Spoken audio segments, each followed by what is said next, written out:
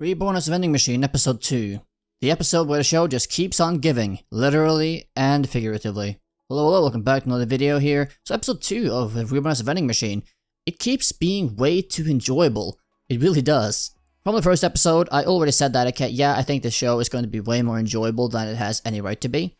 And episode 2 really continues in that vein of just being really sort of enjoyable and a nice, fun, casual watch, where you still feel intrigued and interested in the plot, if that is even possible in this sort of isekai. And you also get, at least for me, I keep getting this feeling of, you know what, I'm really interested still to see how they form this concept further and what they can do with the point system, this entire gimmick they've set up so far with this vending machine thing. So this second episode here, the plot is pretty simple. The Hunters Association director, which is basically the leader or director of the Hunters Guild, whatever, in this dungeon area here that we are in, he basically asks Boxxo and Lammis for help because they are going to subdue the frog-fiends, which apparently have a breeding season this time of year, and they need to get their numbers down to protect the city from like an assault or something. And both of them agree to come along to provide food and such to the soldiers and the hunters as they go on this campaign. And then the episode just basically centers around that, them subduing them, and eventually also subduing the frog-fiend king, which they end up encountering as well. I do like how they mix different things in this episode. Yes, they have the action section where they have some fight and basically some fights and interactions between the hunters and the monsters, and also Boxxo joining in and using his barrier ability to protect Lammis and a few others in this episode. So you do get that portion, which I thought was fine. You also get a lot, again, of the, of course, vending machine gimmick, where he's like putting up new items for sale. Like in this episode, he talks to himself saying like, okay, so I got this new function that I just added for this campaign here. I added cup noodles because the weather is changing, it's getting colder. And of course, people just buy the cup noodles like madmen because they love it to death, right? And I'm sure he's just counting his cash second by second, like looking those numbers go up, stonks go up. One thing that I'm not quite sure if they're going to put emphasis on, which I hope they do. I mean, one of the most interesting things in episode 1 was that we found out about this point system that Boxxo has, right? The system where if he runs out of points, he dies basically, or he ceases to function. Effectively dying in this world, I suppose. And how much can be centered around that, like every decision he makes, while he may spend points to do certain things, it will cost him if he doesn't get anything back for it, which can risk his existence and risk his own livelihood, so to speak. We didn't see a lot of that play out in the second episode in terms of, I don't think we saw how much total points he has now at all.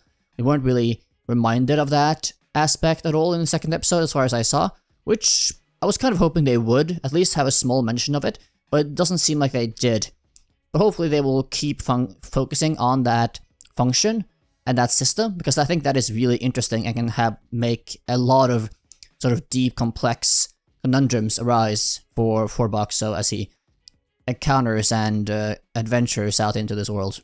A few examples of this in this episode here is that he does spend 1,000 points to like buy omnidirectional vision because he wants to see the battlefield when the frog-fiends attack the hunters and Lammis. So he spends 1,000 points for that, which is a lot of points, right? But we don't really get to see again how many points he actually has, or how much of an impact that actually has on his current sort of bank account, so to speak. We do also see another portion of the episode where these soldiers, some of them got wounded right in the fight with the frog-fiends, and Boxxo decided, thinks, okay, how can I help these people? And he ends up just pouring out sports drinks for free for the soldiers to drink, or the hunters to drink, which has, you know, like various electrolytes and stuff to probably try to help with their dehydration and injuries, right?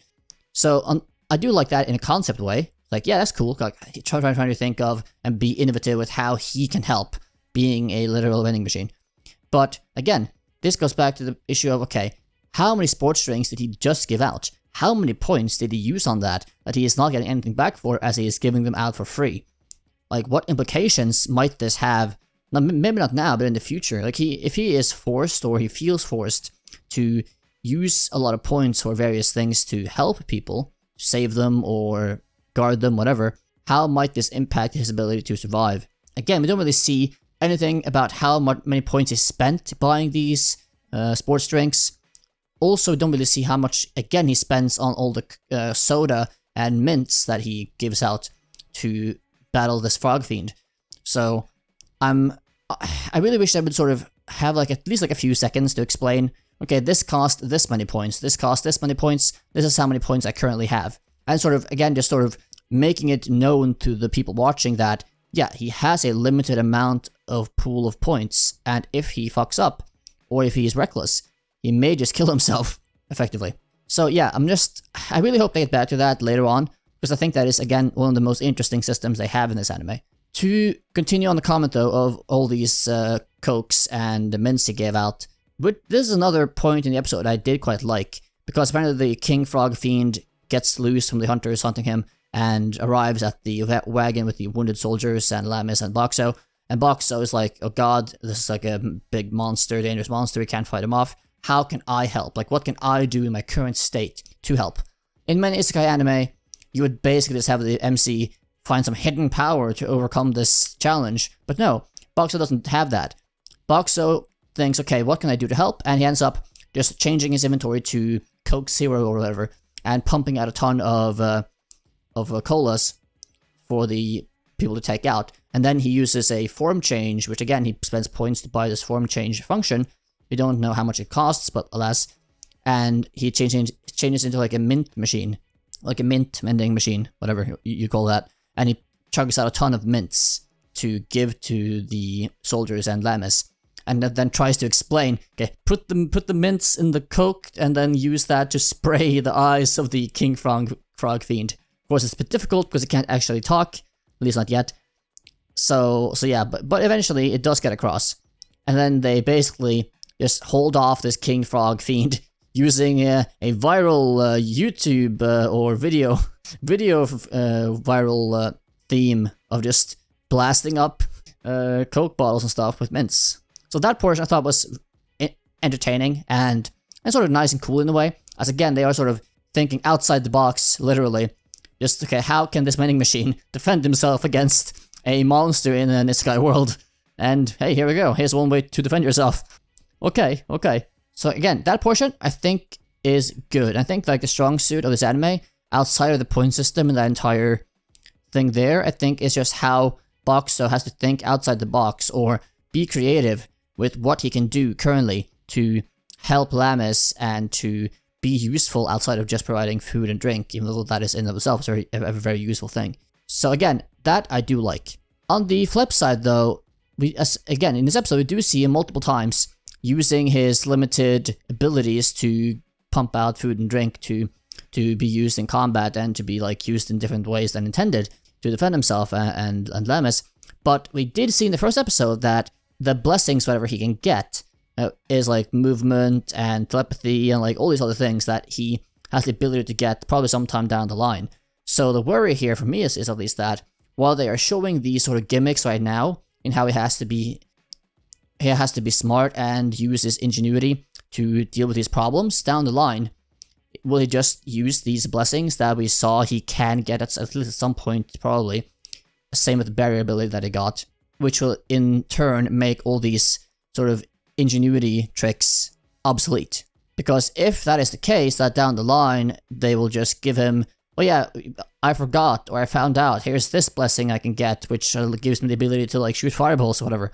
Like if they go that route, which I assume is again a possibility, considering we did see a list of like these blessings from the goddess that he can get, or at least it was on the list of things he could get. If that ends up being the case, I think that'll be a big loss, because again, I think a lot of the charm in this anime is Boxxo being Boxxo and being a vending machine and being limited to being a vending machine and not being omega powerful and able to just speak freely or use spells or whatever, but being forced to be smart and inventive to solve his problems. Another thing is that apparently he seems to have been growing very close to Lammis already. We get multiple comments that's like, I will do anything I can, anything I have to protect her, and also the other people, especially protect Lammis. And I mean, I almost get it, the sense of it's like a feeling of a fatherly protective instinct. Maybe it's just more a friend or something, but to me, with one comment he makes, it feels like maybe Boxxo is sort of letting himself fall into this sort of fatherly figure character that he will just do anything he can to protect his daughter in this case. So I mean, I feel like they might go that route with their relationship. At the same time, though, in the episode as well, they do basically bicker back and forth like lovers, and he makes a joke about that as well. So who knows? It will be very interesting though to see a rom-com with a vending machine and an anime girl. That sounds like a hoot and a half. Oh boy. Furthermore, to end off this episode review here, I did find it interesting and nice that, for example, the captain of this guard or this group that are tasked with defending and protecting Lammis and Boxxo on this campaign, like he definitely seems really interested, right? And they're really curious and try to think of like, how does this vending machine work in this world? Like, how did it come to exist? And trying to think of like, okay, is he using magic? No. He's using blessings? I mean, he shouldn't be able to. And just sort of spending a bit of time on how does this actually work? I mean, how does it get refilled? Like, what is this, right? And of course, not really giving any answers, because it's very magic-y, mystic-y so far. But I do like that they are spending some time on that as well. Just trying to have the characters figure out what exactly is this thing. Another very nice thing to see, though, at the very, very end of this episode, I swear it's the end, where Lammis and Boxxo basically now, they feel like they're creating this symbiotic, beneficial relationship, where Lammis can actually hit her punches now, as we see in this episode, because apparently she has really bad balancing issues or something along those lines. So she never like knows how to hit her fists and kicks, because I guess she is really bad at balancing or calculating that. But with Boxxo on her back, she regains balance or something along those lines, meaning she can actually like hit her targets on a consistent basis, that was nice to see as well. Anyway, though, what did you think of this episode? Did you like episode 2 of Reborn as a Vending Machine? Do you think the show has promise? Do you not like it? What did you like? What did you not like? Feel free to comment below any thoughts you have. Also, feel free to like, subscribe, hit the notification bell, all that good stuff to support this channel. I deeply appreciate any support you want to give, so thank you. That being said, I will see you all in the next, maybe Isekai weird show, and that'll be that. Bye-bye.